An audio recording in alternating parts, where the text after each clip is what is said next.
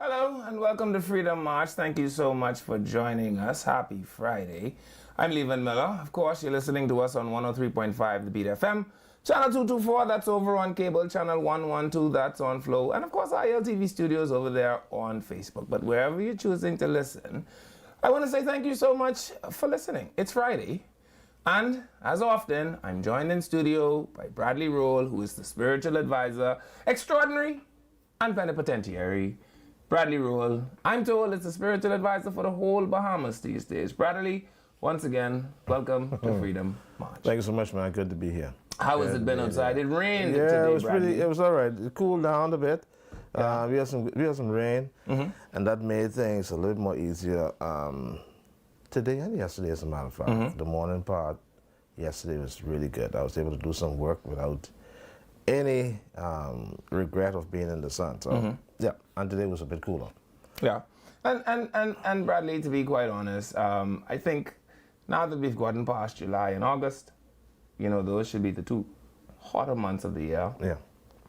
September It's kind of warm is as well. upon us. Yeah. But the days are becoming more manageable. Yeah, definitely. And I imagine with all of the activity going on in Atlantic. in the Atlantic, Yeah. You gotta watch it. we will see a bit of schizophrenia in the weather. Yeah, definitely. But I implore people, if you have house insurances, make sure that they're paid, right? Because that is the best hurricane plan to have. So the best hurricane plan to have is a plane ticket on Bahamas Air and a house that is insured. Sure. Yeah, and what you do is you just break off running and leave the house. Away from the storm. And then when you come back, we'll pick up the pieces, eh? Boy, that's the best hurricane preparedness tip. See, the DRM could give me a job, you know. I figure out how to do that in a hurricane, and that only take me 36 seconds. The best way to do that in the hurricane is to insure the house and buy 2 tickets, because you need one for soft hands. You can't leave soft Your hands. wife, but what about your children?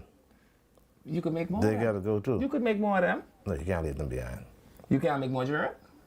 You can't leave them. You know what you can't make is another wife, so you got to carry her. Yeah. And you can't make no more of you, so you got to carry you. If you got a wife But and kids, you could make more children. you gotta carry them Yeah. on. And so, make sure you insure the house. Bradley say, carry the children. You gotta carry your wife and your children. Carry the You can't children. leave your children behind. Okay. But Definitely I not. contend, the same you that made these first set of children could make another set of children. And so, worst case scenario, Bradley, boy, make sure you carry you and your parents off hands for sure. Insure this house so you got somewhere to come back. And then we'll see what we can do for the children, eh? Indeed. Indeed.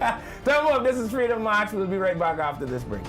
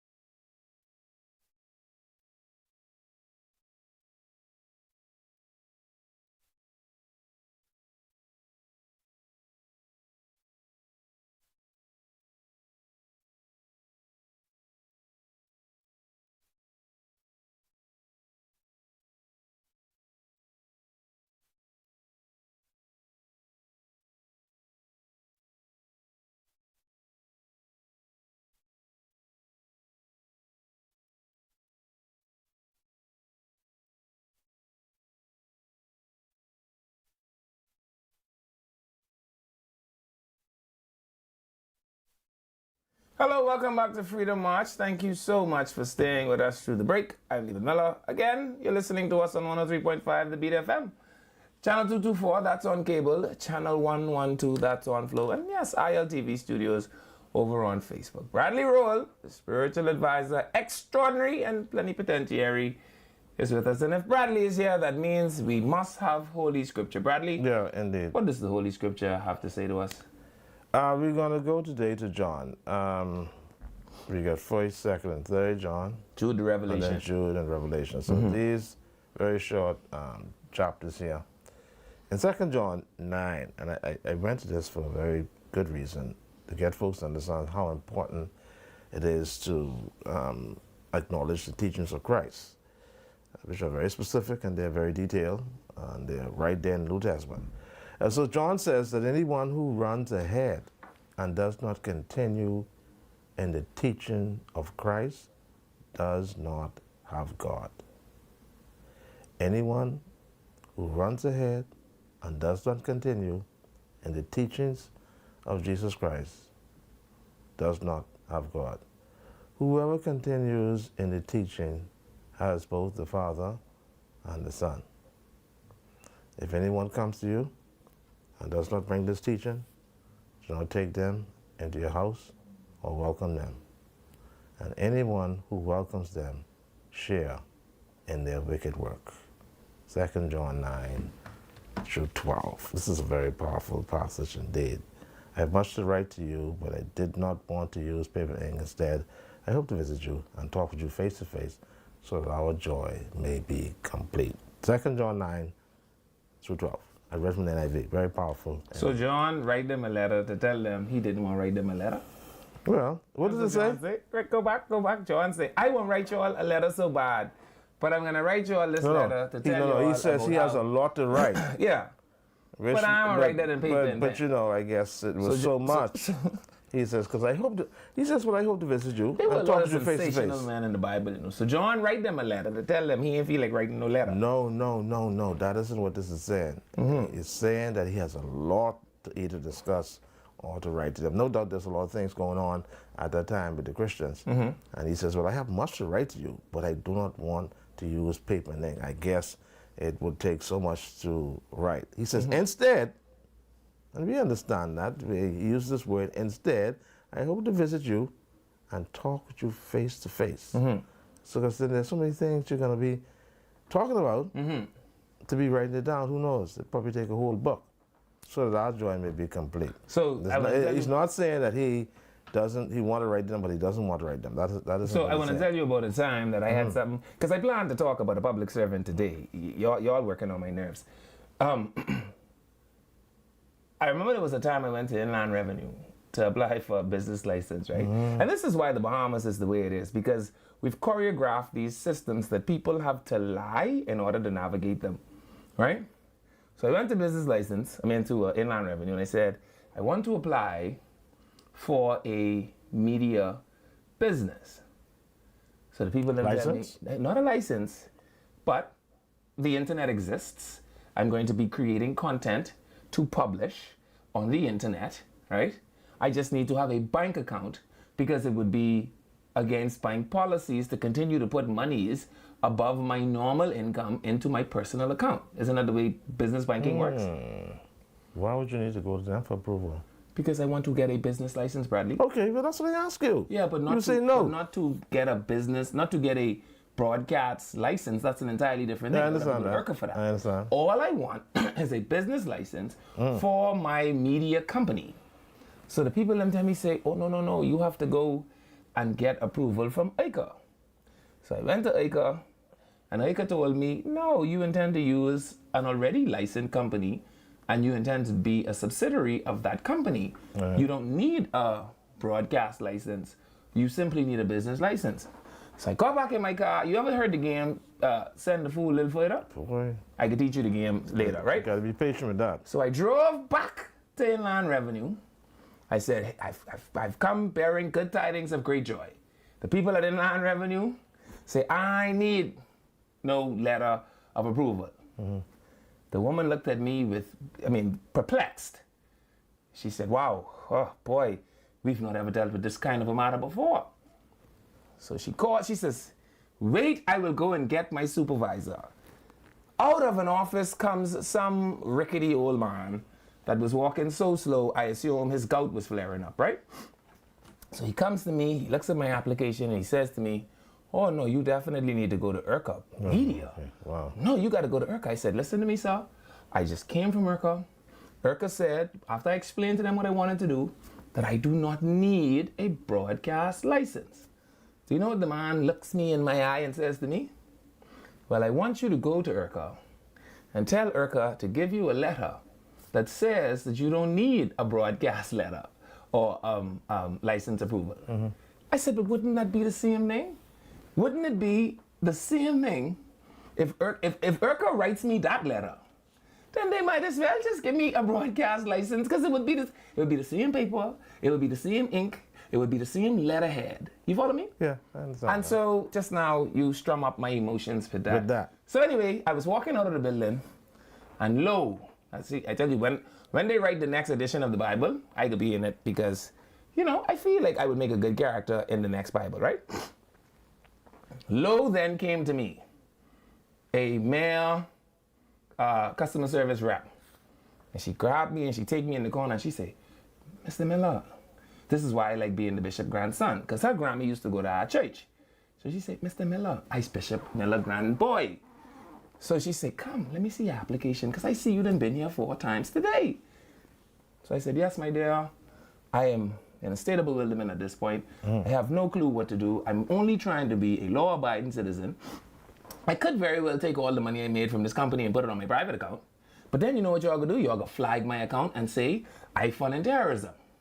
I wanna get a business license so that I can run a standard business account. No problem. She said, let me look at your thing. She said, don't put media.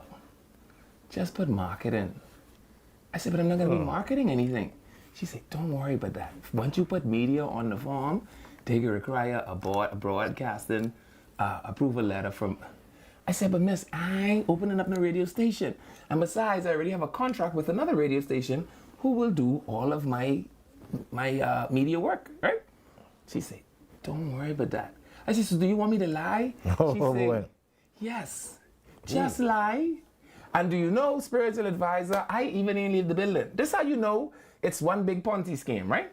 I ain't even leave the building.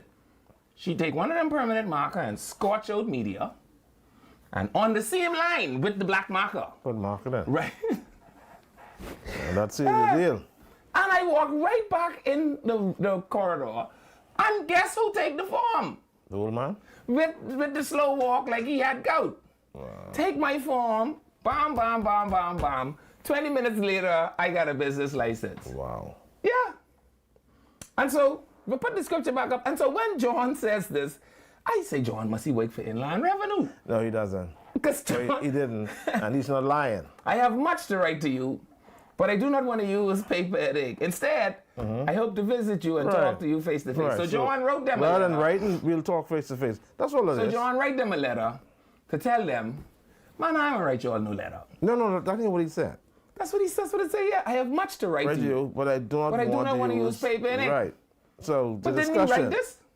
Yeah, he definitely wrote this. So he wrote a letter to tell them, man, I'm write you all But no there letter. are other things contained in this letter, though. This is just the 12th verse. We got to go from verse number 1 to see the contents of the letter. Boy. He wanted to write more, but he just said, listen, I guess it's going to take John a would have while. fit in so good by inland so? revenue, you wouldn't believe Wow. it. And so these are the kinds of things that we must struggle through daily as Negroes in a Negro system with Negro people and Negro leadership. And you know why? It is because as soon as Negroes get to power, as soon as Negroes taste power, Negroes lose control. Thank you, producer.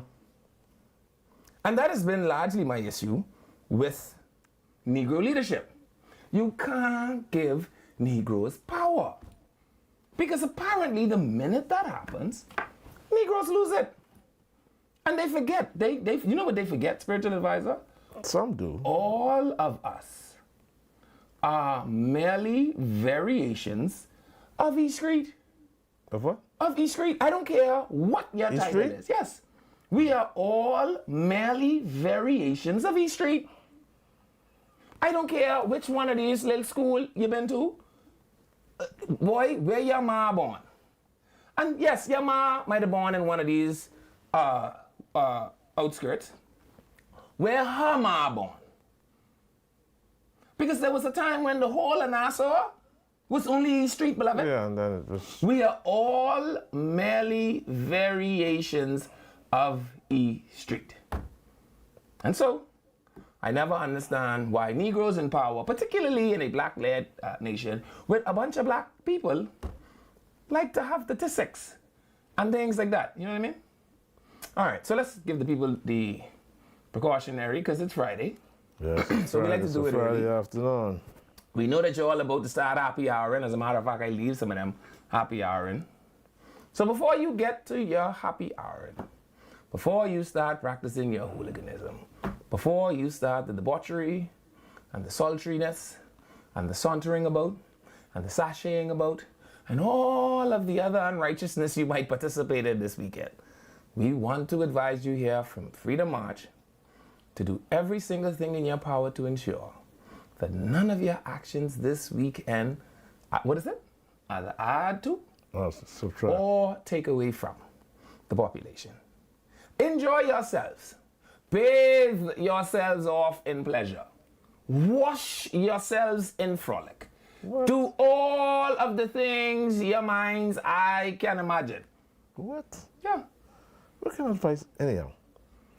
Hooliganize and be active and vigorous about it. But in all of your active hooliganism, ensure that your actions still are circumspect enough that they do not add to or take away from the population. Because young people should be having fun, spiritual. Well, what kind of fun? All kind. Any kind of fun they could think about. Because you're young. Well, you can't have fun when you're old. Right? When you're old, you become a mother of the church, and you go to church every Sunday, every Wednesday, and every Thursday night for women's meeting. And that's what you do for the rest of your life. And you don't do anything else, and you get home every day by 6:30. But when you are young and vivacious, right? Young people are vivacious. That's what they are. You are to go out there and just wash yourself off in pleasure. That's the perks of being young. Wow. Yeah. And so I want to implore you to do that. I want to suggest that you do as much of it. My daddy always said, do as much of it as you like. You know why? Because you don't get to do it as long as you like. That was my daddy's words to me. Boy, do as much of this as you like, because they don't let you do it as long as you like. So go out and have yourselves what we would call a jolly. I see the young people are calling it a dandy. I don't like the way a dandy sound. Go and have yourselves a jolly. But remember to not let your actions do what? Do or take away. From this population. And if you do that, you would have met the requirements here Oh boy. from us over at Freedom March. You have better advice than that? Nah, that's terrible advice, man. You don't like my advice? Nah, Then what would you advise it's these just people? the advice just seems to be so open and just, I don't know. I won't give that kind of advice. Well, what kind of advice would you give to young, warm-blooded people of breeding age? Just find the right thing to do. And what is that? See, that's relative. See? Find the right That's thing relative to and do. It subjective, can't be relative because right is right and wrong is wrong. depending on which social grouping of people you subscribe to. I mean, young people will no doubt get together and do a lot of healthy, good, fun things. Yeah, no doubt. You Yes. know? Like say, for instance, this evening we have a lot of young, we have a few young people from the Church of Christ who are going to Wow. engage in what is called Youth in Action, and they're going to be discussing various topics that affect young people and how they deal with it. So sessions like that is really positive, and that's where you want to steer the young people, but to tell them to bathe themselves in pleasure. Yes, and frolic. Wow. Yeah, Yeah, that sounds like sin to me. really. What about it sounds sinful? Anyhow, that's not the kind of advice I would give. So you want them to all go to the Church of Christ this evening? You want every young No, person? I'm just saying, yeah, I mean, as much of them as could visit the Highbury Park Church of Christ, they have one of young people's, they call it CIA, yeah, Christian in Action. And if you sit down with these young people, you see them trying to find all the best positive things possible to help build a really meaningful and healthy society as well. And so you want to encourage young people along those lines, because a lot of young people get involved in so many creative things. You're just trying to steer them away from that and into the right direction. So to say go bathe in pleasure, wow. You don't want them to you don't want them to bathe in the pleasure. Whatever. Okay. What did Paul say in Corinthians 5? 1 Corinthians 5, it all depends where you're going with that. I just want to ask you. You're the spiritual advisor, yeah? 1 Corinthians chapter 5, Yeah, what did Paul say? how? Is the middle of it, the beginning, the end? Let's see if I can find it. Because it has something to do with sexual immorality. Yeah. I think that's what it starts off. And Paul says, And that ain't something you want to young people to get Paul involved said, in. but Paul said, when did this bunch of sexual immorality start? Did he say that? Did he answer the question? Yeah. I don't know if he did that. Wasn't he talking about the establishment of the church? No. He was talking about a young man who was sleeping with his stepmother. Yeah, but the young man, wasn't the young man one? He should have been put out the fellowship. If you read it, it's rather clear as exactly what the point he was trying to make there. But he wasn't encouraging the young man to bathe in pleasure, no way. Yeah, no, he didn't encourage them to be in pleasure. But Paul, you tell the people they must go to the Church of Christ, and Paul say, ever since we established this church, boy, it has been reported commonly to me that you all been having yourselves a jolly. I don't know if that's how it starts off. I'll have to look at it. But I know something was reported to him. Yeah, from where? From where? Who reported? The church reported Yes. An issue to him, and he had the right and to Paul say, from we sort it start out. this little church here in Corinth, this is one, but y'all into agriculture, because only thing happening in this church is a bunch of corn grinding. Huh? He condemned it. Yeah, so I'm telling you that the church, again, we go into the relativity of what is considered, what did you say, right? Right. It depends. Wholesome, Because healthy.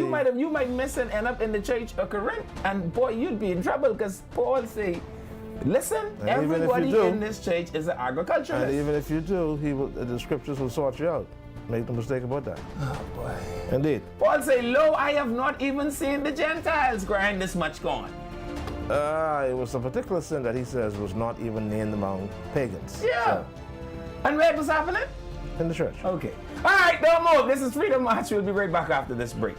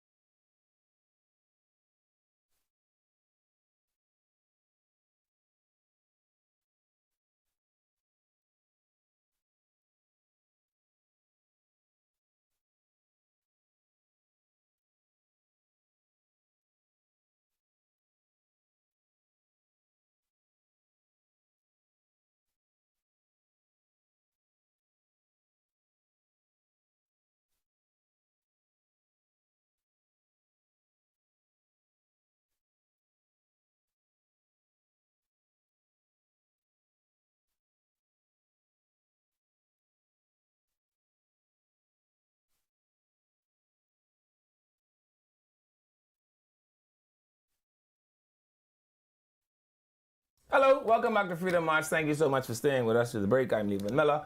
Bradley Roll, the spiritual advisor, extraordinary and plenipotentiary. Is it, Bradley, you see how sinful this church in Corinth was? I tell you get watch it. Now, if you go into the church of God, be safe.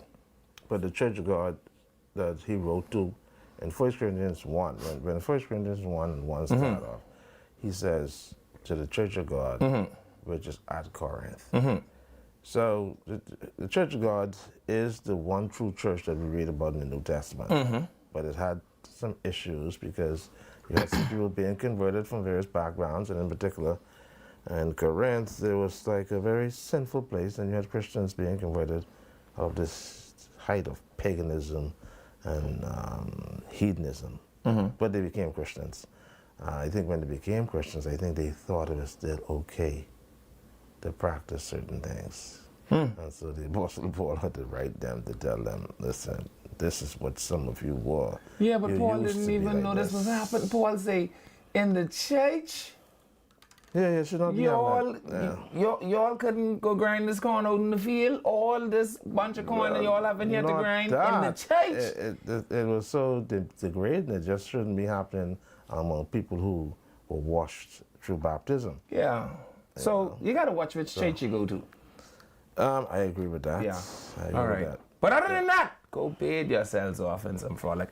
Let's go to the side, spiritual. It's a September to remember at Cornet, Bahamas. Get 30% off all windows and doors all month long. Freeport, Nassau, Abaco, and Eleuthera. We carry hurricane impact sliding and impact casement windows, PVC windows, as well as casement doors, sliding doors, and PVC doors. If you're upgrading for style or preparing for hurricane season, take advantage of our biggest savings of the season only at Cornet, Bahamas. Cornet, Bahamas, dream, design, deliver. Hey Bahamas, ready to turn the event into a party? Royal Inflatables, you covered. From brand new bounces to water slides and combo castles, fun is guaranteed for all ages. Their equipment is cleaned and inspected daily, safe, spotless, and ready to go. Enjoy free setup and take down on-time delivery and 100% hassle-free service. Perfect for birthdays, school events, or any celebration. Call or WhatsApp now at 242-468-7268 to book the bounce party. Sorry, let the bounce party begin. Forgive me, sorry for that. All right, thank you, producer. All right, thank you very much, spiritual advisor. And so I have to do the spiritual advisor because they call my name. And I feel like if you call my name, I should be able to call your name, right? That's reasonable. I saw in the newspaper somewhere that someone has levied some claim that something on this platform was defaming to their character, right? Okay. And you know, that's not the type of ship I run here. You know that every single statement made here, even from people that call on the phone, You use the word alleged. if it sounds Off, you say, well, allegedly. you could allege anything. I want to know whether or not you are alleging this or stating this as a fact. But in a court of law, does allege excuse you? Absolutely. It is alleged. Absolutely. Because you can allege anything. It doesn't mean it's true. Correct. If you state it as a fact, though, it means that you have to done prove it. so much. And that's why I want you all to go hire real lawyers and stop playing Bo Peep. And so I asked ChatGPT. What does allege mean? An allegation is exactly that, something that has been suggested or stated with no real factual underpinning. Right? Like how I allege, or how it is alleged, because I didn't allege it, that the minister them give out 1,500 taxi plate. That's what was alleged. I have no way to verify that. I have no way to prove it. I could tell you that that's what was alleged. You cannot sue me for saying that this thing was alleged. What you cannot also sue for as a public officer is, hold on, when asked, ChatGPT, who is an unbiased source, right? Because I know Chat. I don't know who this artificial person is I talking to. The basic question, are public servants commonly open to public scrutiny? ChatGPT, which I assume is far smarter than I am, says yes. They absolutely are. You call my name, you know, because I don't like to call people name until they call mine. But in the rule of law that I'm aware of, if you call my name, Bradley, I could call yours. So your name was called? Naturally. Ain't much people in the Bahamas. In a newspaper and a voice? It wasn't a newspaper. Really? So your name's in the newspaper? My name in the newspaper. Oh, I didn't see that. Where is it? It's in the newspaper. Right? Do you have a clip? I do have a clip. Okay. But I'm saying to you, see, when you call these things into question, what you do is call my reputation into question. And I don't know what you just do with your reputation, but what you ain't gonna do with my reputation is sully it. You following me? All right. So don't ever allege that I permitted someone to malign your character, because that is not the way I run this platform.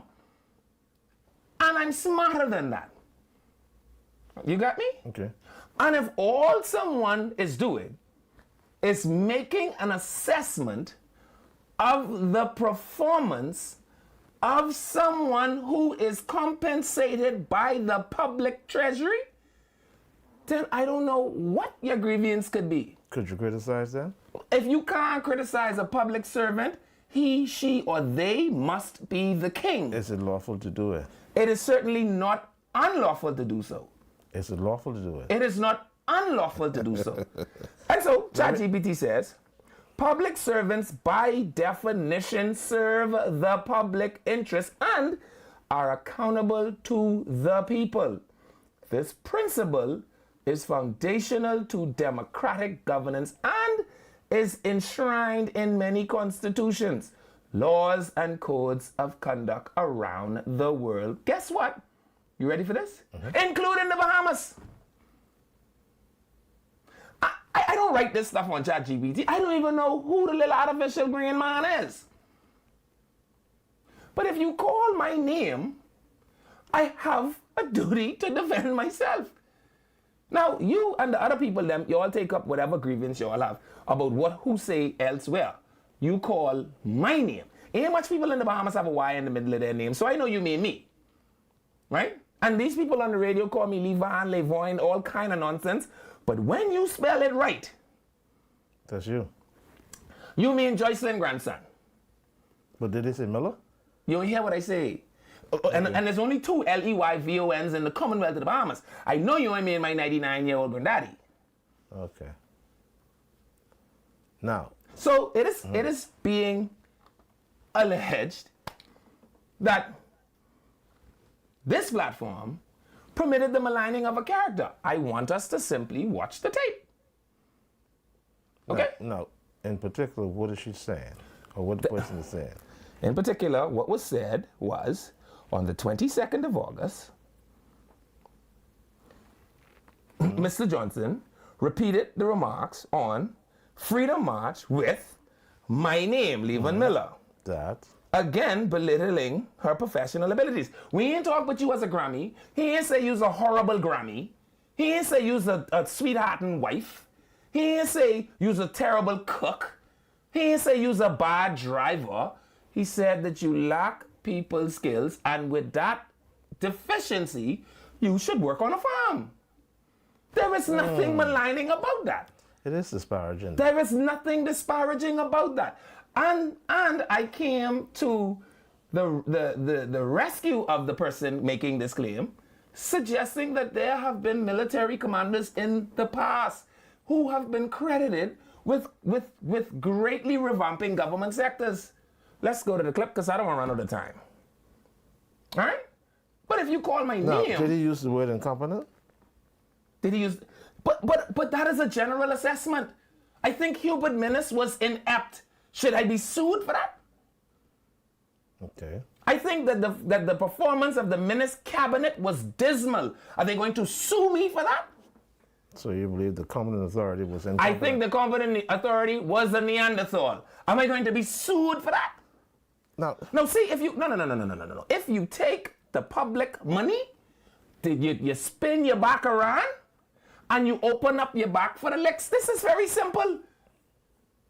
I remember Senior Commander Brian Wright say, as commander, you take command. And don't worry about who was doing the what, the bridge crew, and when When you bang up the man boat, all you do is you feel the wall on your way into headquarters so you can feel which wall is the hottest one, and you turn your back towards it because you're back for scorching up.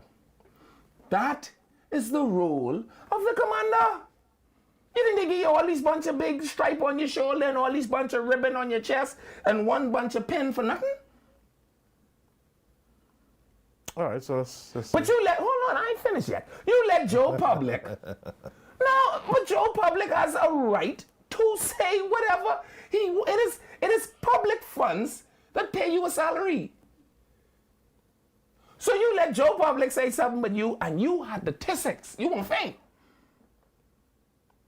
Never once calling into question whether or not you're a thief or a murderer or a liar.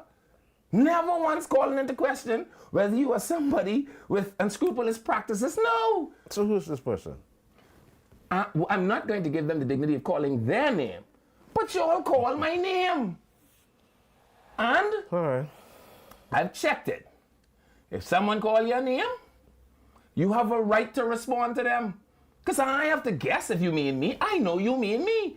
And my name have a Y in the middle of it. So you're being accused of allowing this to happen? Apparently. So let's go to the clip because it's already in the public domain. We can't take it out of the public domain. Let's play the clip back again.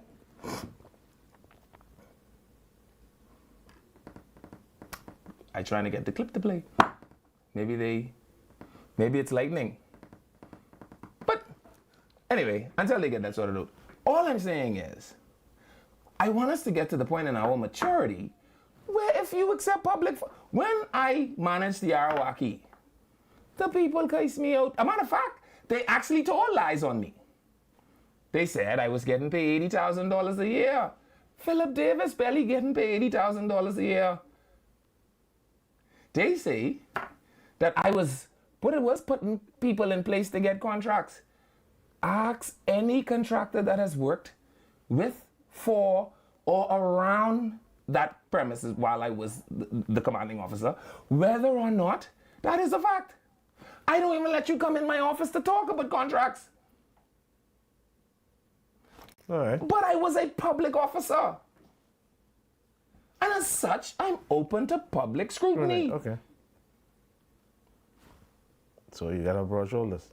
I saying you have to have broad shoulders. No, you can go and case them back out. What I'm saying is, it is not uncommon. Come on, I just showed you the Jamaican elections the other day, right? Right. The man say Andrew holding his teeth in the Jamaican people money.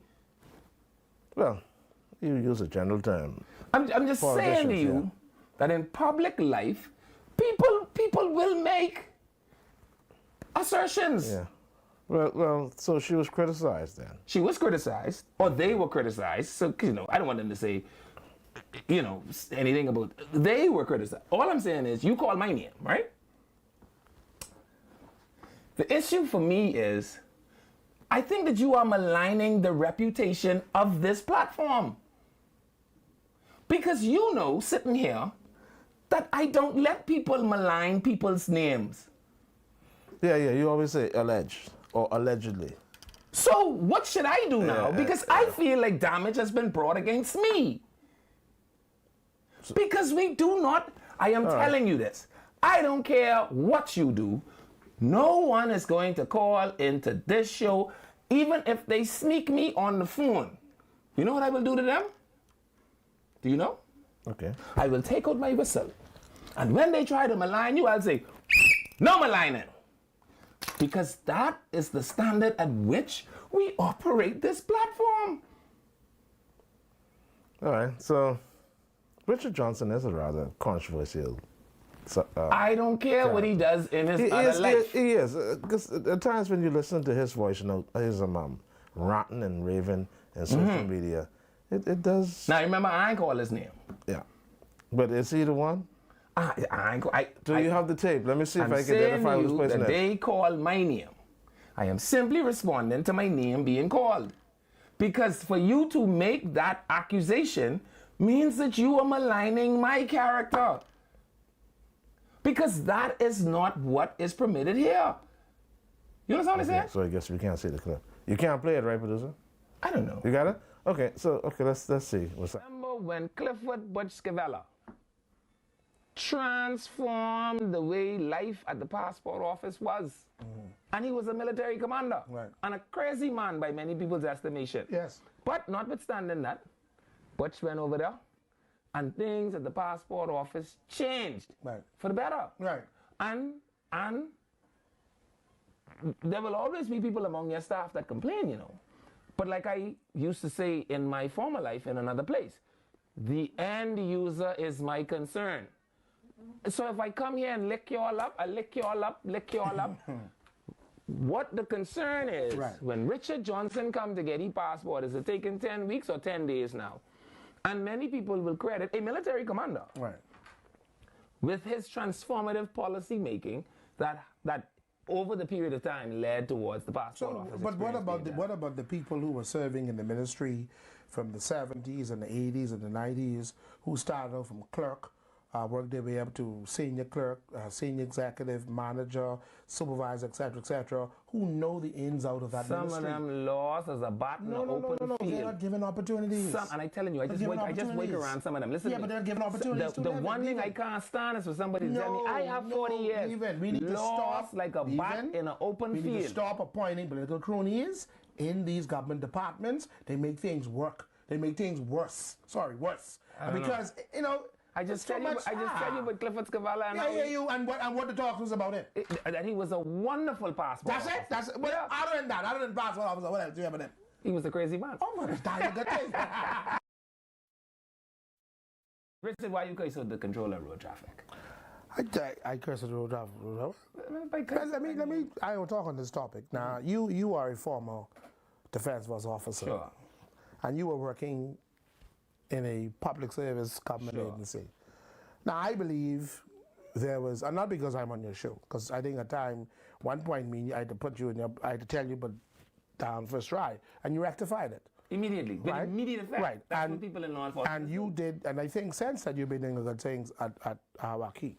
My issue leaving is where we have successive governments putting former police officers working in government departments. And we have a lot of them, and all of them, who belongs on a farm dealing with goat, cow, chicken, and hog. Justify that statement. Because lack of people skills, lack of dealing with things in a human manner, have no respect for the public. And so I've heard a lot of bad report on her name, per se. But before her, they had Mr. Smith. Bradley Sands was there Bradley as well. Sands, sorry, Bradley yeah. Sands was also one of them who was very stern on the job, and so staff complained about it. And Staff so, complained about of it. course, as you see today, we have a former Defense Force at the Port Department. We have the former commissioner as PS now at Immigration. We have Mr. B.K. Barnaby, who's at the airport. authority. So, and you have two former police officers at road traffic, and the list go on and on and on. Yeah, but there was. But So and then you have Eric Seymour. This is his name. He's Yeah, at the financial. yeah. Again. Why that practice? Because they're so What it decorated. means. It's because many of them come so decorated, highly trained. The armed forces is the only place where you will get an array of cross training at a tertiary level. You know, so even when you find those men that have made it to that rank who may not have a formal degree, right? You will find that they have operated in so many high stress situations. In so many low resource situations with such broad demographics of people that their range and knowledge base is actually quite deep. Got you. Now, and I learned this as a bus driver, right? So I left the military and my first job was a bus driver, right? Many people that leave the uniform do not understand that discipline is a skill. And it is a woefully lacking skill around the society. So people that live in this society, because they come from what we would call in sociology a micro society, which is the force, they assume that when they're transplanted into a larger society, that they can carry the culture of the micro society with them. That don't work. The Negroes out here do not respond to instructions. Okay. And so a lot of times you will see that a lot of them lean on their military, paramilitary To get- maneuvers To do what they need to get done. things Right. done. And so you said it diplomatically, and I'm saying it this way. You want them her gathered. No, I'm saying it just like this. that they have, most of them in particular, belongs living, again, on a farm, dealing with the cow, the sheep, the goat, and the hog. Right. Because when it comes to people and managing people and dealing with the public, they have an issue. You ever see the people in the back, like, you know, they're in the kitchen, you have a kitchen staff, and then you got someone who just takes in a deep fryer, and for some reason, she can't come in the front there to serve the public? But that's the same logic. Yeah. So my thing, and my issue was a particular person in particular. I won't call her name on air. I actually went to the Prime Minister's office for 2 days, railing against what transpired against it, because number one, she's a Bahamian. Number two, she's qualified. Number three, she's one of them, PLP. So why she's being treated in such manner? And then she went through the rigorous process. She did what she had to do. You gave her an application, you gave her a list, and she was approved, and then when she went to pick up the license, the plate, oh no, your vehicle too old, you can't get this. Yeah. Well, you should have be aware of that when I made the application. So, in the tune, and I understand even her deputy is 10 times worse than her. Yeah. Because he auditioned. I won't come on there and say that certain ministers or the minister can't even work with that circumstance. Well, I will tell you this. But I can tell you one thing, even. If I was a minister and you working under me, no, I got your head off. I could tell you one thing. I could tell the Prime Minister today. Boy, you better fire me. You will decide who you. Yeah, you better fire me. I know one thing. When I reach over there. Yeah, I'm in charge. Yeah, you better fire me before I get over there. And I don't care how much PLP she is to you or what for them. She will confine to me as a minister. Yeah. And so again, that's the problem again. And maybe so because of where they came from and the ranks they would have held. Yeah. And so again, not I didn't cuss her. Change your attitude. Change your approach. So here's the thing, right? Okay. I hear you. I can hear you. People have levied this. You remember the boy wanted Brave Davis to fire me? Because people that come from our culture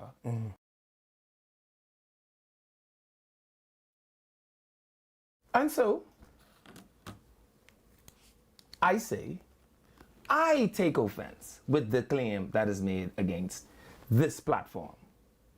Because the one thing I've always tried to do is maintain a show. And if I thought at any point that the guest on that show had said something defaming, I would stand him down or invite him to leave. So I am offended now. Not to the point that I think I will take legal action, but the fact that you would suggest in a public space, and here is a suggestion, that this platform permitted somebody to do what? Use a barrage of malicious, calculated, and designed attacks to a wide reach of an audience, or for somebody to cause you damages that were aggravated and exemplary. I take offense to that. Because there's absolutely no way I would let him or anyone else sit here, call into that line, or you mean while I have my whistle? It would never happen. I didn't hear anything. ChatGPT say, why is public scrutiny essential? It is essential for transparency and accountability. It is essential for trust in institution. It is essential for the prevention of abuse. And it is essential for responsiveness. And the mechanisms that are most commonly used in our society is the freedom of information, where applicable, Auditor General reports, parliamentary questions and debates, media investigations, that's us, civil society watchdogs, that's him. Yeah, okay. I mean, this woman kicking and screaming like someone pour hot water on her. And I can't understand. See, they call my... If they didn't call my name, I don't care what they do. They could have pushed him off a building. But you call my name. And we know, and the world knows, and Batamas from a helicopter know, that we don't permit what these claims is malicious. What? Let me calculated something on Freedom March. Yeah. No, and so I take offense, and I am calling for an apology because I am offended. Because never in a million years would that ever happen, not on the platform that I lead, that would never happen. I would throw him down the 27 steps myself. But if you allege these things against me, I'm in awe. That I do what? That he used a barrage of malicious and calculated attacks designed to reach a wide audience. And that, oh boy, that the comments imputed dishonesty, misconduct, and professional incompetence and exposes her to ridicule. You mean the same me that spent almost 7 minutes teaching the man the micro-social culture of discipline and how it is used in the military? You follow me? Mm-hmm. So he could do whatever he want. You could have just sue him, you know. But you call my name. And we can't act like I is one of very few people with a Y in the middle of the name unless you name Crystal with a Y. And so now I'm offended. And I want these people in public life to know that they do not own these jobs and these spaces. You borrow them from the people. That's where the power comes from. And that's where the salary comes from. And as long as you sit in those seats of power, you open the public scrutiny. Don't move, we'll be back.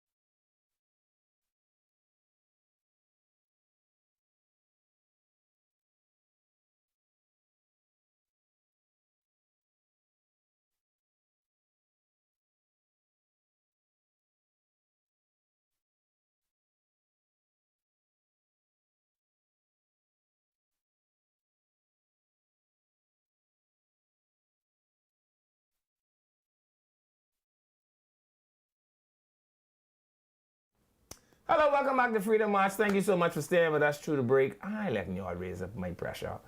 All right? I'm glad y'all spelled my name right, though. I appreciate that very much. Anyway, that's enough of that. Let's talk about some nation building. Bradley Roll, the spiritual advisor extraordinary and plenipotentiary, is still here with me. Bradley, we have birthdays? Yeah, let's do this quickly. Yeah. Madeline Gardner, happy 70th birthday. Shout out to Madeline Gardner. And it's coming from your daughter, Georgia. So happy 70th birthday to Madeline Gardner. Tiffany Davis, happy birthday to Tiffany Davis, all the way in Tampa, Florida, from your kids, Tashana, Michael, Jesse, Jamon, your grands, Naya, Michael, and Deshaun, mother, Amanda, all of your family and friends, especially your adopted mother, Shelly Panzer. We love you. Happy birthday. Tiffany Davis. We'd like to wish a happy 70th birthday to Joseph Morris, Joseph Boo Morris.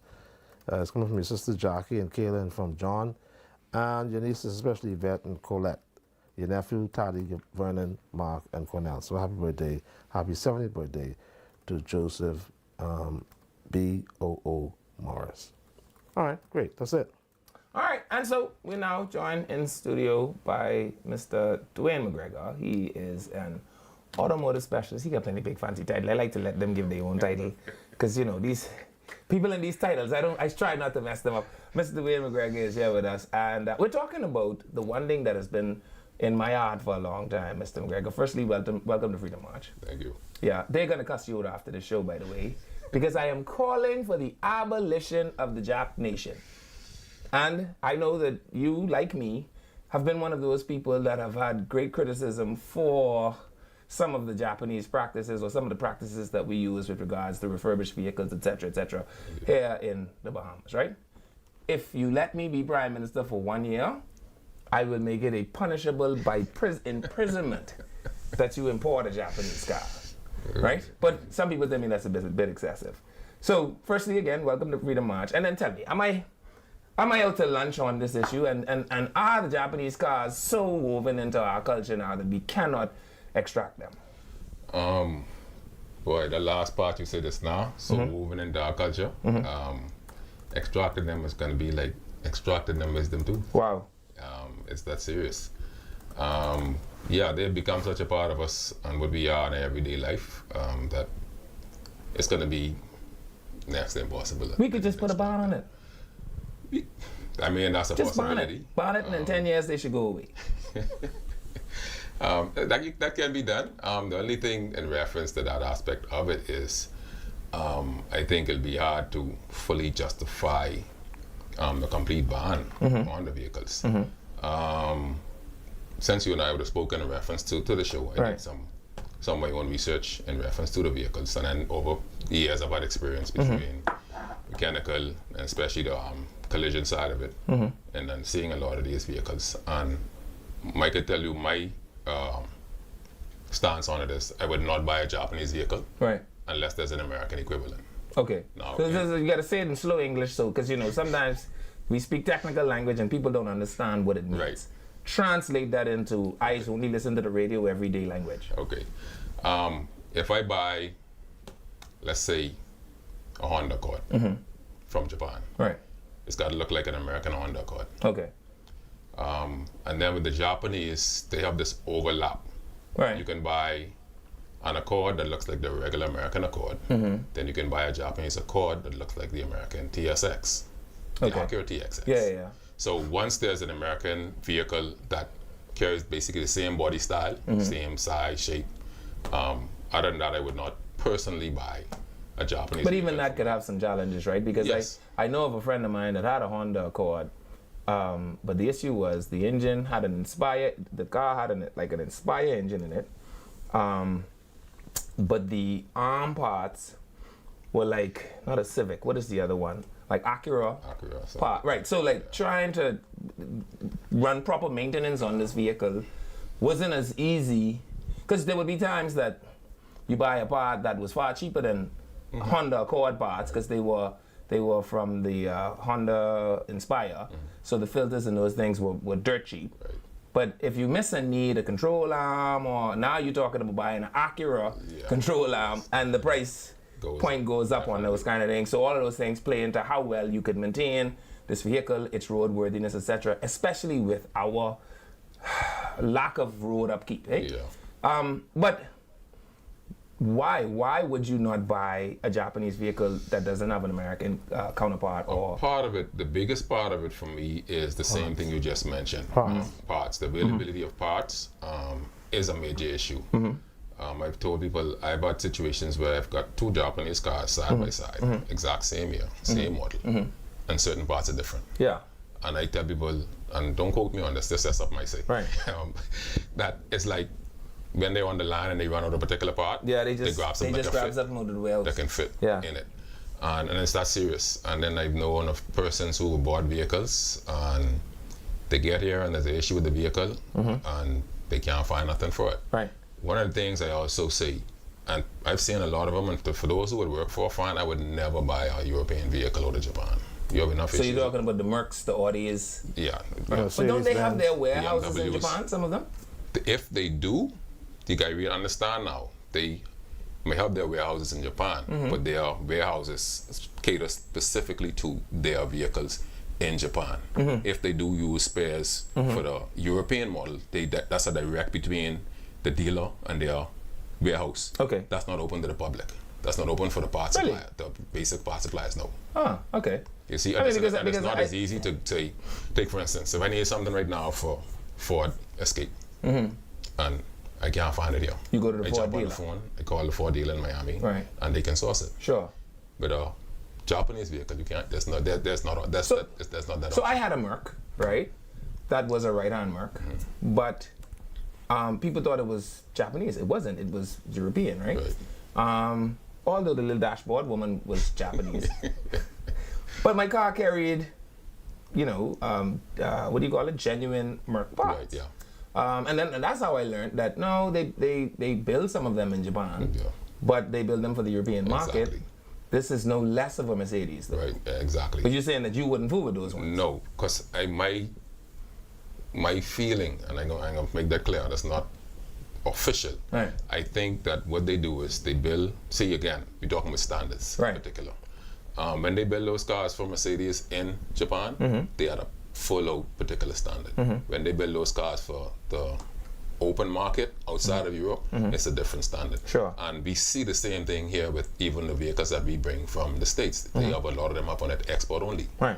I'm still trying to figure out exactly what the differences are, and there are some But the differences. tariff issues, for Because sure. tariff issues, and then of course I think there's also certain, and then we had spoken about this in reference to certain U.S. regulations, in reference the vehicle emissions, all this kind of stuff that a vehicle Right, has to have emission controls, that we don't yeah. have here. Right. So a lot of those stuff they may not have to put in the vehicles that are for export. Right. And that is why they use also the Mexican market to build a lot of their vehicles Right. as well. Some of those are taken to the States, and then some of those are for what they consider the third world market. So Sure. So I'm glad you went to the emission issues, right? Because our prime minister flies all around the world, right? I love when the conservationists and environmentalists do this, right? They fly to Glasgow in their jet with burning kerosene, I might add, right? Yeah. And then they come and stand on a podium and tell you how your straw within your drink killing the planet, right? And the blast And how what you need to do is learn how to speed drink so you can drink out of a paper straw. Because if you drink out of a paper straw, sea turtles are gonna be safer. Yes. Okay? This jet that burned the 10,000 pounds of kerosene though, that ain't do nothing to the turtle. No. Okay.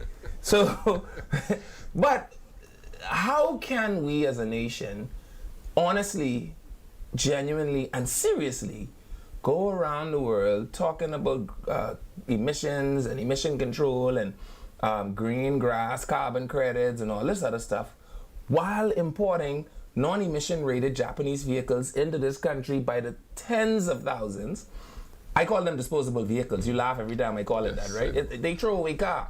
You buy it, you see how much things you can hit with it, and as soon as you reach the maximum hit capacity, you throw it away, and you do what? You get a new one, and see how much things you can hit with that one. Okay. So, do you think it's disingenuous to have that posture on the open international market where we go around talking about carbon credits, etc., yet again, we release tons of carbon, into the atmosphere from these non-regulated vehicles? I'm gonna answer that in two parts. Then go back on one of the initial things you said in reference to them being disposable vehicles. It's interesting because it's said that from the Japanese side that the vehicles have a greater depreciation value in a quicker time than other vehicles made anyway. Sure. That's what makes them more or less disposable. I don't use the word disposable, but makes them give them a resale value that's lower.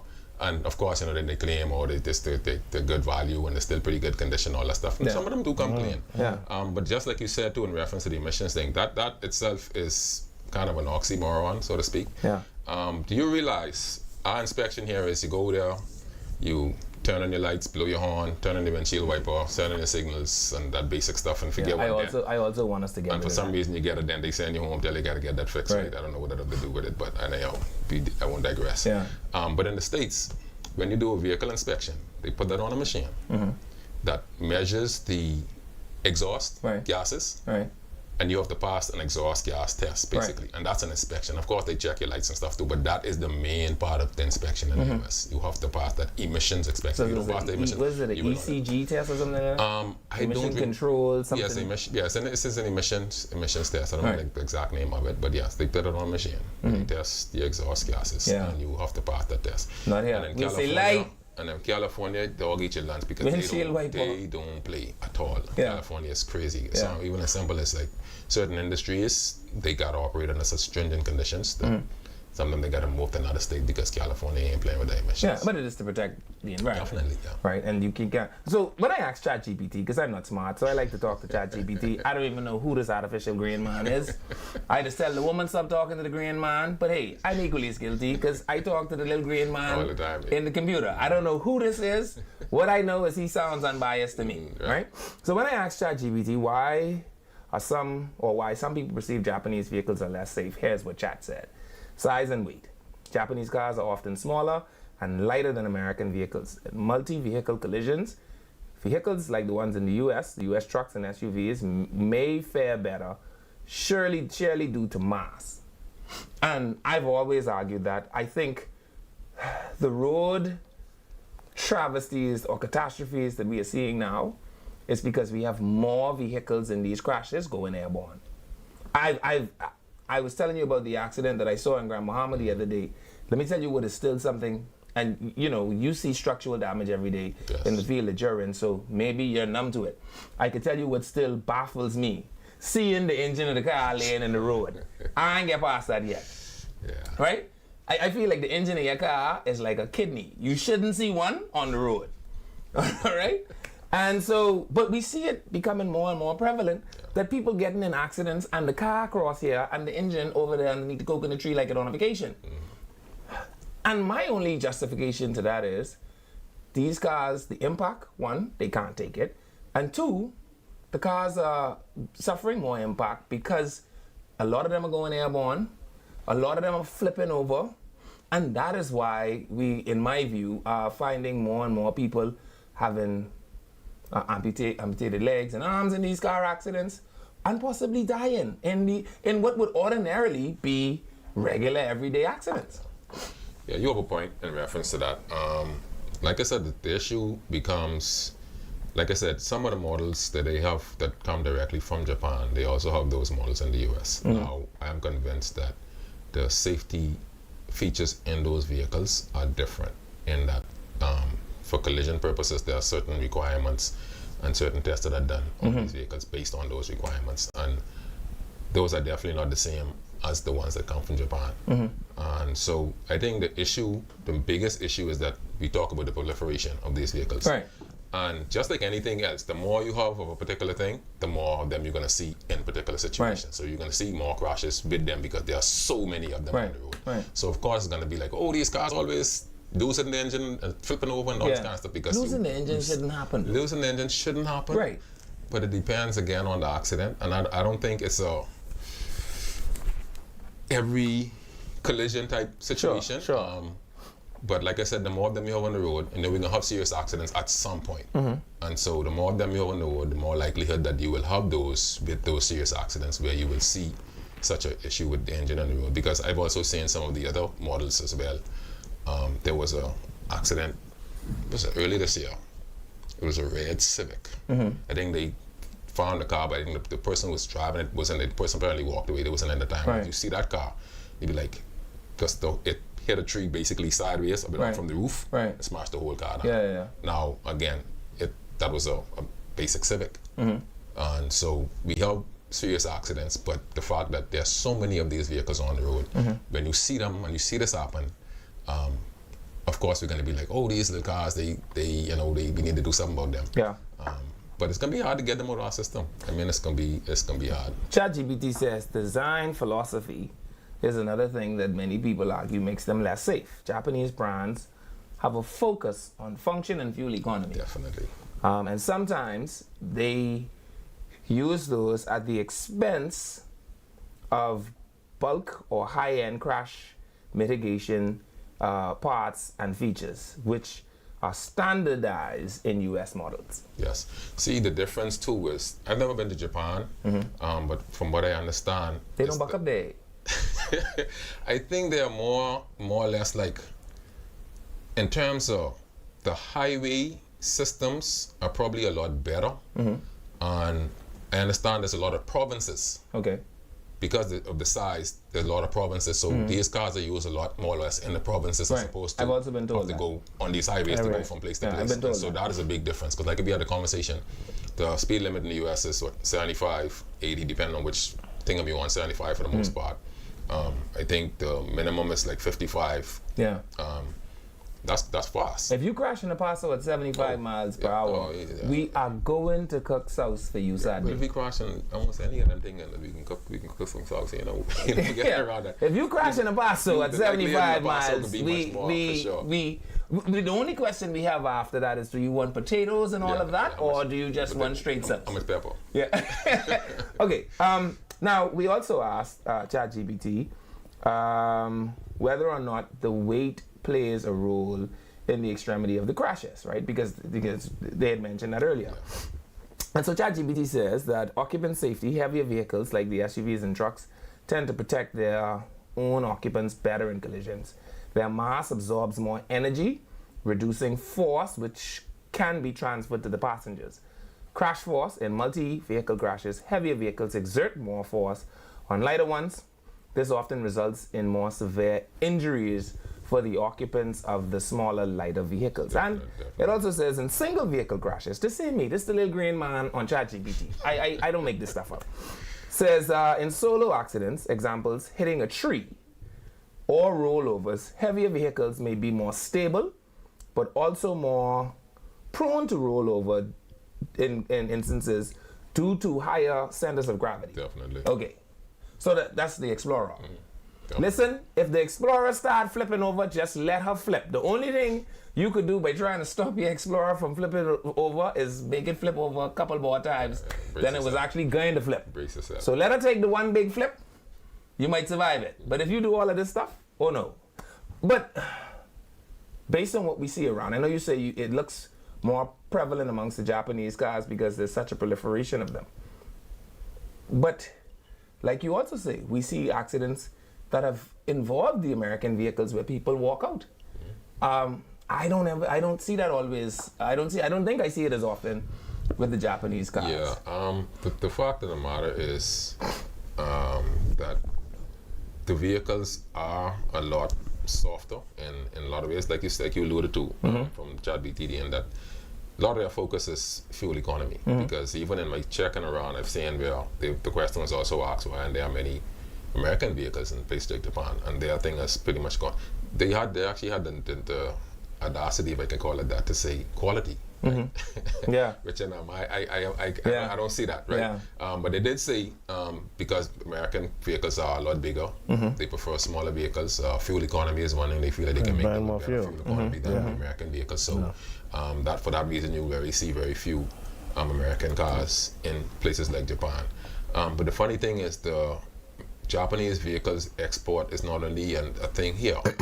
When my research, the Netherlands said it's more like 60% of their imported vehicles are Japanese vehicles. Wow. Really? Yes.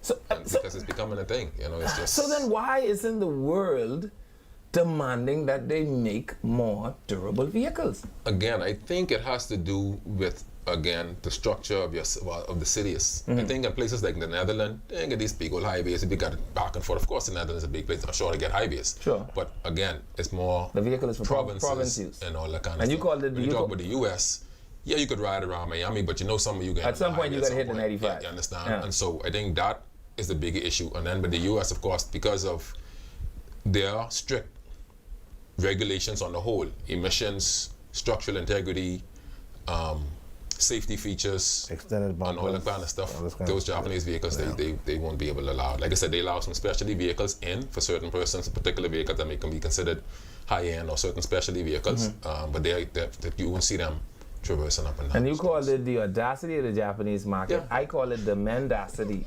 Yeah. Well, the Go funny look that thing is word they up. laugh, Put, right? put the word up for them, producer. That ain't audacity. That's mendacity. MENDACITY. If you look in a lot of these Japanese vehicles now, you jump on them and they got bells and whistles out there. I mean, they get Yeah, but they ain't got no crash bar. Right? Exactly. And you're So they lying. concentrate more- I jump in somebody's. I don't even really let people give me a ride in the Japanese car. I might as well tell you that. Right? I jumped in someone's vehicle the other day though. Man, this thing got everything in it. Everything is touch screen in here. Come on. But I asked them, I say, you realize that this door panel don't say airbag, which means the only thing in here is the plastic and the door frame. That's it. And they write SRS on this thing so small, I willing to bet that the airbag would come in out of the steering wheel ain't bigger than the steering wheel. Which means that airbag must be only for protecting your nose, because you still get hit your forehead on that steering wheel, my friend. But these things are, and we laugh about them, but they are very serious. I will tell you all something that many people do not know about me. I lost a sister in a car accident, right? A Japanese vehicle, but not the typical one. So, and I don't really know if it was more Mexican than it was Japanese. It's one of those Hyundai HE65s. Mexican? I think Honduras makes them. Yeah, I think they're Honduran. But it was because it was a complete rollover. Okay. She was ejected, right? Okay. The person that wasn't ejected survived though. And so I get it, I'm Christian, so I believe, well, maybe that's just the way the architect draws the thing. But for those people that don't have that reassurance, you question, well, what would make her die in a car accident where someone else lives, etc., etc., blah, blah, blah. What I also know is that if we do not regulate these things, I believe, not what I know, but what I believe, is that you will see more people die. Like, some of these accidents is, like I hear about, let me tell you where I know it's getting crucial. You hear people crash on certain roadways, and you think to yourself, well, there ain't no way on that road to go fast enough to crash and die. Like when I hear people crash on Fox Hill Road by the prison, where on that road could you be going fast enough? First of all, there are like 6 corners that come out on, or outlets that come onto that road. There's a stoplight at one end and a stoplight at the next end. Like, there's nowhere on that thoroughfare to go fast enough. You'd be surprised. Yeah, man. You'd be surprised. To die? Yeah, man. Before you get from this light to that light? Yeah, man. How long you think it take a car to get 40, 50, 60 And miles then those per hour? Japanese cars Yeah, are but light. okay, let's They're go down on lighter, which outlets. means There's they get Sandlands faster. Village Road, that's an outlet. If There's ain't no car coming on there, because most of the time you see these crashes, now remember nowadays can be like early in the morning, late Yeah, night, late it's night, really yeah. it's through the day, or during high traffic time. So we get on the road in the middle of the night, they haul and tail, man. Trying to get home. So spiritual advisor, what you plan to do with your Japanese car when I ban them as prime minister? Well, he says that, it's kind of basically virtually impossible to get them out of our system. And I'm thinking one of the main reasons for that is the affordability. The Japanese cars actually reach the average man because of the cost. So that's going to make it difficult to get out of We our can system. fix that with tariffs. And then you can import up to 10 years, right? So this is now 2025. I can bring in a Japanese car, 2015? Yeah. Yeah. It's affordable. I tell you one thing, when I become the prime minister, I buy a helicopter, I make an abortion legal up to 21, I making the marriage certificate expire in 7 years, and then I ban the Japanese car. Y'all don't move, I could be right back after this.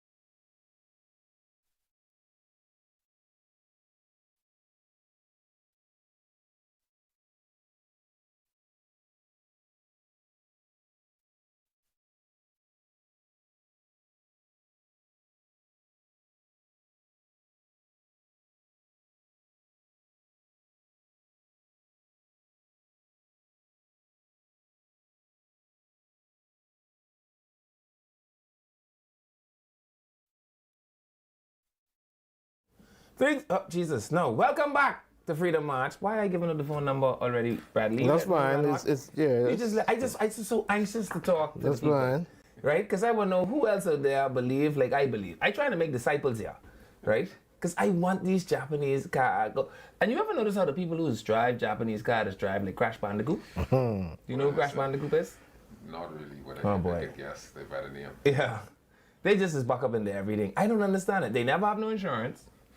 Right? That's how you know these cars disposable. They never have no insurance.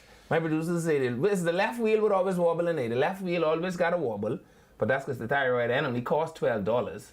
And we have to fix this, right? So ChatGPT also says that the lighter vehicles are more vulnerable, but they're more nimble. They have higher risks of collision. Smaller, lighter cars are more vulnerable in crashes with larger vehicles. In car-truck collisions, there is an 80% chance of fatalities. That ain't me. That's ChatGPT. That's the little green man on ChatGPT who tell me that.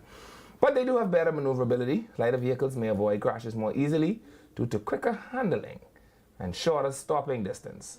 The fuel efficiency trade-off. Efforts to reduce vehicle weight for fuel economy can sometimes compromise crashworthiness unless you offset it by advanced safety technology. So welcome back to Freedom March. We're on 103.5 the Beat FM. See, I catch myself. I ain't overheating no more. We're on channel 224. That's on cable. 112. That's on Flow. And of course on ILTV Studios. I say it every day. I'm not saying that for you if you're already listening to me, because you already know where to find good radio. But you might have a friend who is lost in the wilderness. You call them and you tell them to cut the other foolishness off and to come over here to listen to us on Freedom March, where the goal every day is to inform, to educate, and to do what else, Bradley? Entertain. And to entertain you. So let's open up the phone lines. 323-7775, 698-0775, or 698-0776. Mr. Dwayne McGregor, he's here. How much time you have in this business of what exactly is your title? Yeah, what do you do? I'm presently an ASC Master Certified Collision Tech. Presently, he's the ASC Explain that. What does that mean? Master Certified. You know what you What put does that master mean? in it. What does that mean, though? Hold on, Bradley. Once you put master Forget in the about that. name. Explain. What does that mean? ASC stands for Automotive Service Excellence. That is considered the standard for the automotive industry. Mm-hmm. You can have ASE and simple as being a parts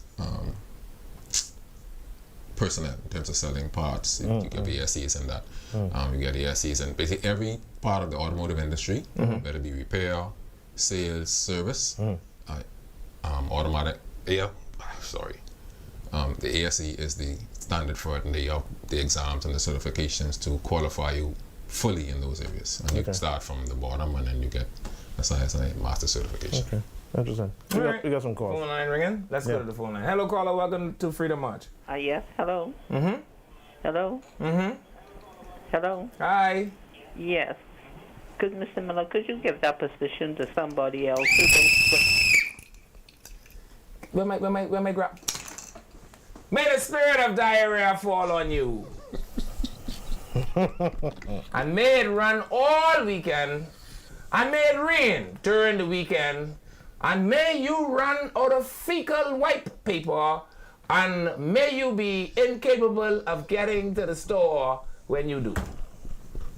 That is my prayer for you this week. Oh, Larry.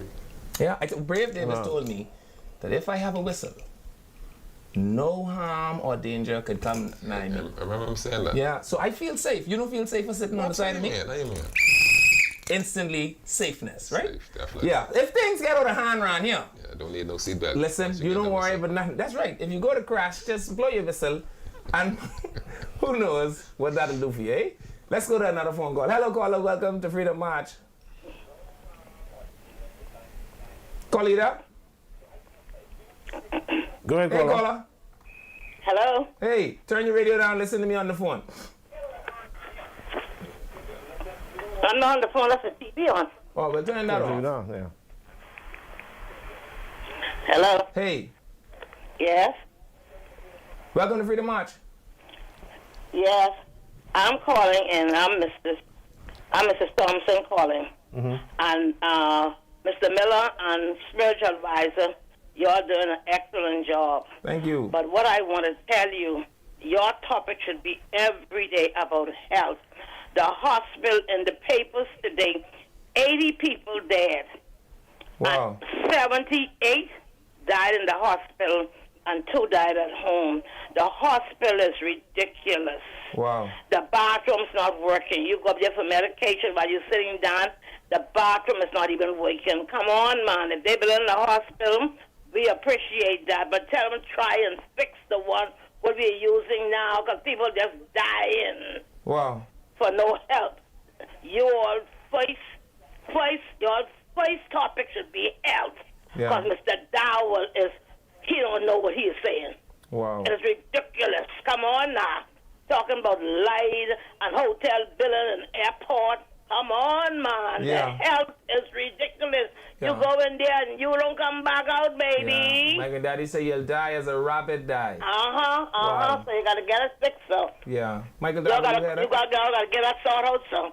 Come All on. right. The hell, I hear you talking nothing but health. What you're talking about is election, billing, airport, billing, buying fire engine, Yeah. and all kind of foolishness. Yeah. The hospital kitchen is not working. They Wow. cook the food to College of the Bahamas and send it here in a jitney to the hospital. Come on, man. ICC. Tell Dowell them and they'll get it right, man. Yeah. We appreciate they said they're going to build a new hospital, but in the meantime, come on, man. Yeah. Fix what needs to fix up there while we're there, because that can be there for the next 3-4 years. Yeah.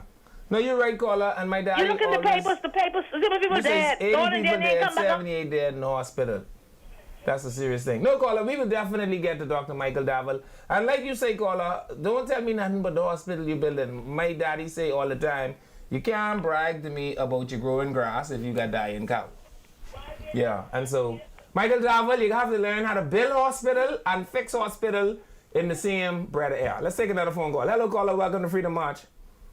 Yes, good afternoon, Mr. Miller, spiritual advisor. Yeah, good And afternoon. your guest, Mr. McGregor. Right. Just one question. Mr. McGregor, Sir. I know you're an automotive specialist. Master, you have to put Those master, you have to put ambulances, what master they in the got, title. those standard shift ambulance, Oh, you think goodness. they're good for the roads? My honest professional opinion on standard shift emergency vehicles, and I can put it at emergency vehicles to give it the broad spectrum, is an absolute no-no. It should never happen. Right. Should never ever be. Another thing that we take for granted is we put in a lot of speed bumps everywhere, and I realize it's because of our incapacity to be disciplined enough in rural areas to adhere to the speed limit. But they had the same issue in places like the US, and they had to remove them. Yeah. Emergency vehicles should not have to be slowing down for speed bumps. Yeah. And that is another issue. But yeah, the standard shift thing, definite no-no. Yeah, I don't know who. I actually knew someone, I don't call anybody's name, but I knew someone that worked for them personally. I actually did some work for PHA for a while. And nobody seems to know, let me not say nobody. Why they but went down the road? In the actual department, that emergency services department, nobody has a clue as to how they ended buy up them? those vehicles. Anybody know how to drive them? Yeah, there are Some people, but again, if you buy 15, come on, you can find 15 people who can drive standard shift. Yeah. That's you the all problem. could hire. I in the business of fixing problems. Listen to me.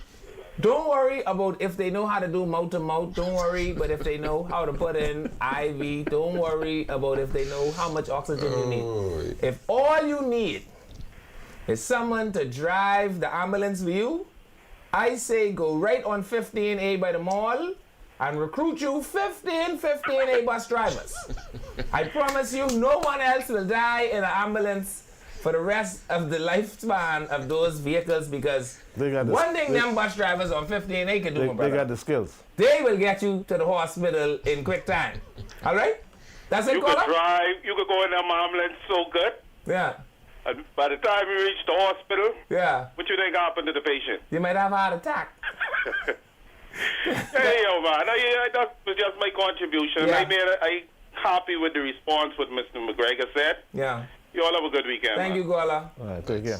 Yeah. That's a good idea. Because these 15A bus driver, ain't nobody could beat them getting in and out of traffic, my brother. Hello, caller. Welcome to Freedom March. Nothing? No more calls. 323-777-569-80-775. If right now Philip Davis called you, he says to you, Dwayne, I don't know, he'd probably call you McGreg's. You know, they like to shorten your name. McGreg's, I need me a fella in the Department of the Environment. I need some advice on road safety. Would your outright professional assessment be that we have to walk away from these Japanese vehicles? We have to narrow the scope on what all is allowed. We have to. What exactly would your professional opinion be? My professional opinion would be actually we need a system of being able to regulate the type of vehicles that we allow in. Okay. And age ain't sufficient because that's the one thing we have. No, now. I mean the age thing. I'm not fully sure why we went to the age thing and from the get-go. I think it was an intent to try and streamline the amount of vehicles because they felt like the roads were becoming crowded, which is kind of an oxymoron because with the Japanese market as opposed to the U.S., you have a greater proliferation of vehicles. So we went up on the age in an attempt to streamline the vehicles on the road, but you created another issue with the import of the Japanese vehicles. Because all you need is one A2 draw. One A2 draw, you could buy a Japanese on the road. You see, so yeah, we need a better way of actually. I think just like a lot of things in this country, we need regulation, and proper regulation is the only thing that's gonna be able to help as best as we can mitigate the issues with vehicles that should not be used in the market that we have. Okay, let me ask you this other question. Let's just say you get a call right now from Prime Minister Davis and he says, I want you to go and revamp how we inspect vehicles. Let me tell you one of my greatest pet peeves, right, that I can't understand is what the hell I turning on my windshield wiper for in a car inspection, right? It literally Make sure it's rains. working. It only just rain like 5% or 10% of the time, right? I ain't sure. Well, every time the fella say windshield wiper, I say, what? So you know, I've actually witnessed people feather their brakes trying to inch to road traffic, only to get to road traffic with brakes that they petting. You know when you gotta pet the brakes, the master cylinder gone bad, so you're really on 1/4 park brakes and like 1/4 foot brakes, because this even in half, right? But you make it here. And you get here, and when them fellas tell you pull up to the line, you gotta pull the park brakes all the way up to get at the stop, right? And you ain't inspect that. I about to leave here right now and kill 6 little children crossing the road because I can't stop this car. But you know what you asked me? Windshield wiper. But they used to do the brakes at one I point. remember they do actually. I remember they used to do that. Brakes, yeah. But like I said, that has the emergency brake. That still doesn't help with the actual foot brakes. This is my point. But the question now I have is, if you had to suggest, recommend, revamp the way we do vehicle inspection, your professional advice. I think what would probably need to be done in reference to the vehicle inspection, most of what they do now, I really don't have an issue with. The only thing that really can be added to that would actually be the emissions if we decide to go that route. Because for the most part, what they do now, they check out most of the vehicle's basic operating systems that should be working when you're driving. Your headlights, of course, the windshield wiper, like you say, your horn. I think those are the main ones. Signals, brake lights. So those are the basic features, safety features, so to speak, or operational features that make you worthy to actually have your vehicle on the road and put you in a position to be visible and decent to yourself and to other road users. Yeah, but I don't know if you're aware of this, but you know that the Road Traffic Act permits any police officer, while in the execution of his duty, dressed in uniform, the power to stop you and inspect your vehicle at any point. So what's the purpose of me doing it over by road traffic? Because let me tell you what could happen, right? I could come right on the road traffic yard. You know they got that big bottle of water with a settle right in front of them. Plus shy through the water, right? Now all of a sudden my headlights stop working because this mud guard letting water in. The police could stop me right there. An hour later, 2 hours later, with a fresh inspection ticket, and give me a ticket. So what's the purpose of making me do it over here? Because all licensing a vehicle is about is revenue collection. It really ain't about nothing else. Pretty much. Okay. Then why are you impeding my ability to put money in the treasury? Just let me put the money in the treasury. And then you send a Constable Brown Or you could go get 311, what is 3116? 3116 roll, because he don't play around. He's booked you, right? To come and just give me a ticket. Yeah. Well, again, I think the government feels like it has a responsibility to, as best it could, ensure that, again, vehicles are up to a particular standard. And the only way the government is going to do that consistently would be through the licensing process. So they would make the inspection also a part of the licensing process. I think that's a good way to do it, because other than that you can't police it. Like you say, let you go and get your ticket, and then You just get your ticket. you may not get your ticket, and then your one light may cause an accident later on down the road. The good thing is if they stop you in the one light ain't working, then you know, hey, you gotta go fix that light. Yeah, you can show him your inspection. Say, see, I just come off the line. He say, that's a Yeah, good but it ain't working, What to do? Tell the judge you to just come off the line. Let's go to the phone line. Hello, caller. Welcome to Freedom March. Hey, caller, you there? Go ahead, caller. Hey, caller. Let's take I'm it. on? Yeah, you are. Yeah, I'm calling about these bright lights in the road in the night. Do these behemoths know that you could blink lights? Well, I know if they know. Because I mean, I'm seeing the citizens can't drive in the night. Yeah. No, you're Because right. the records got a Christmas tree on the top. But that's always been the thing. Record trucks and them. Yeah, but a lot of behemoths. I came from Coil Harbor one night, straight to town, blinking my lights, and not a soul blink lights up. Yeah. And plus, a lot of the vehicles now have automatic lights, right? So whatever setting they put it on when they click the So you can't blink the automatic. No, you could blink it, but I'm saying most of these people are so unaware now that they just got the light set to automatic, and whatever setting they had it on, they just drive in. Yeah, but I'm seeing the citizens can't go in the night. Indeed. No, I completely agree with you. I don't really know how we would fix that kind of a problem. You can't. The problem is 75% of behemoths buy the license. Wow. Oh, wow. Wow. We alleging that or? Yeah, that's allegedly. We alleging that? I don't know if I can let you state that as a statement of fact. How much it cost? No. How much license cost? No. You and Bradley. Hold on. You and Bradley talk about buying license when you all meet each other. How much it cost? How much it cost, caller? As a matter of fact, Shanta, I can call Shanta right now for y'all. Shanta, you had these two? They know who to pay for license. I never alleged that being bought. I just know. Guys on the shift.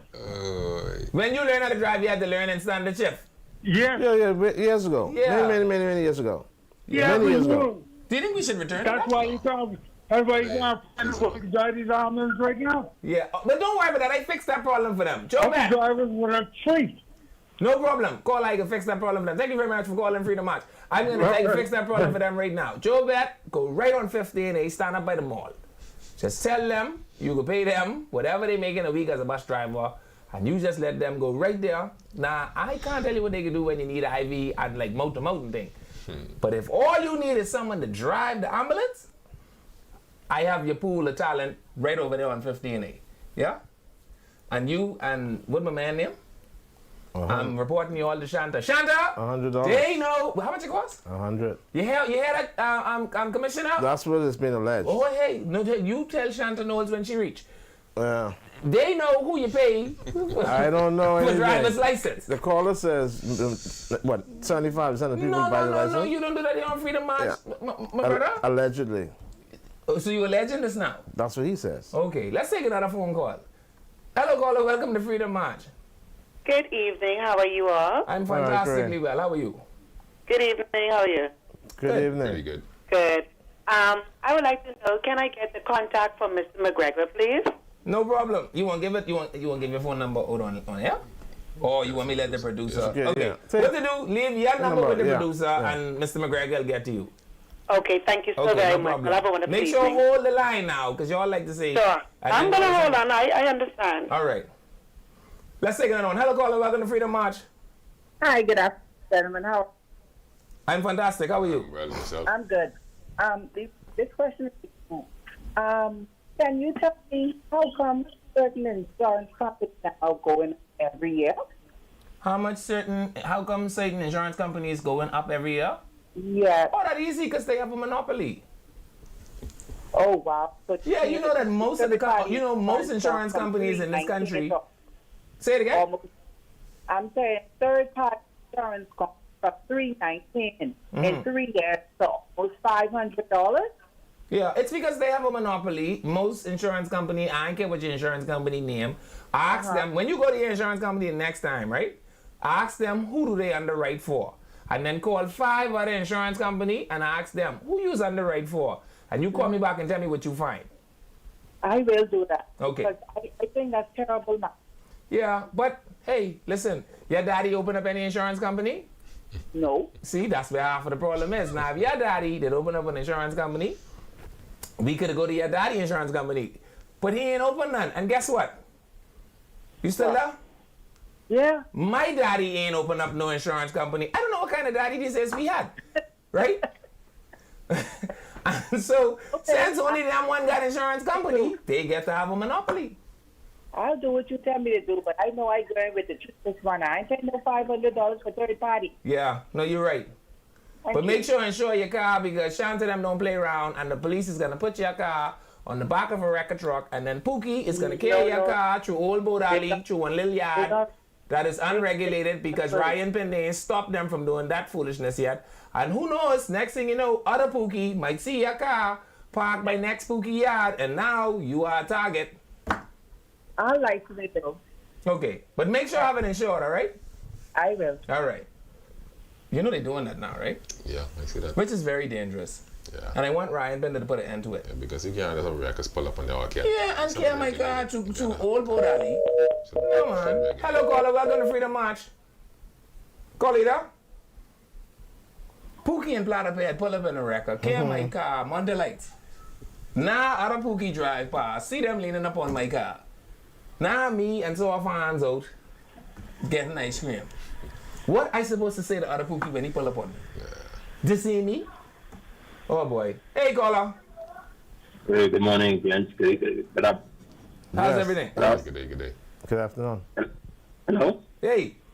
You can hear me? Loud and clear. Yeah, good afternoon. Good afternoon, gents. This is a question for Mr. McGregor. Sure. Mr. McGregor, I need your opinion. We're planning on purchasing a vehicle. Okay. I was looking at a Skyline. It's a Skyline. It's a crossover from the Infinity. Yes. Right. Which model in particular? The one that the G35, or they have an older model as well? Pardon? They have the one that's the equivalent or close to the American G35, G37s, or that's the other? Yeah, 35. Okay. You wanna leave your number, fam? You wanna leave your number, fam? No, that's okay. I just want his opinion. Okay, all right. And what's your question again? I mean, what in particular? It's the Skyline, the Nissan Skyline. I saw that it's a crossover from the Infinity. Right. They have pretty much proven to be pretty decent. I still don't think they are as strong as the American models. But like I tell them, a lot of the Japanese vehicles in particular, what saves them is the brand. You get a Toyota, don't care what that is, they can drag the motor in the road. Yeah. You buy yourself a Honda, don't care, a Honda could be a Honda shoes. Yeah. That can drag itself in the road. Nissan kind of close behind them. So, for the most part. And then Nissan's V6 motors have been pretty decent. Like I said, I still don't think they're as strong as the American models, but it's a pretty good model. Okay, all right. Yeah. Okay, go on. There's another pet peeve of mine. Philip Davis calls you today and asks you what we could do about these people driving these bunch of cars on dummy. And you want to know my rule? If you are driving a car on a dummy, the car has a dummy driving it. Yeah, that's what I tell people. Only a dummy rides on a dummy. Road traffic, you all could hire me for marketing, You might have catched them on the way to the tire shop. Yeah, because that's what you use it for. You're not this small dummy tire you riding on. Look like you've been using it for slick stuff. You never see some of these dummy tires. I seen them. Yeah. I seen them. If I was a speed cop, I would leave out. I wouldn't even book people for silly things like, I don't know, whatever they just book people for. Dummy tire? Or you go tell the judge why you thought that had to be on your car. I send you right away defective vehicle. Oh, Lordy. What's your thoughts on the dummy tire proliferation around here? Again, the dummy tire, we know the dummy tire is only supposed to get you basically to the tire repair shop. Yeah. They even have a speed rating on them as well. Yeah. And a mileage rating. Not necessarily. People ride them until they need to be changed, till they wear down enough to be changed for the most part. But again, people, like you say, people tend to get comfortable. But I think I would like to think for the most part, persons are just using it until either they could afford this. Another tire. I won't disabuse That's exactly what happened. I won't disabuse you of thinking that. Yeah, they use it until they can afford a tire. Yeah, which is improper. Only a dummy rides on a dummy. Anyway, that's the jingle that means for you all the time. Thank you for coming, Mr. McGregor. I'm going to say it to you. You have something you want to say? Okay. I'm going to say it to you like we say every weekend. It's Friday, y'all. Please go out and enjoy all of the hooliganism your heart could handle. But do everything in your power to make sure this weekend that you don't kill nobody. More important than that, make sure nobody don't kill you, and we'll see you right back here next week on Freedom March. If it's the Lord's will, we'll be back.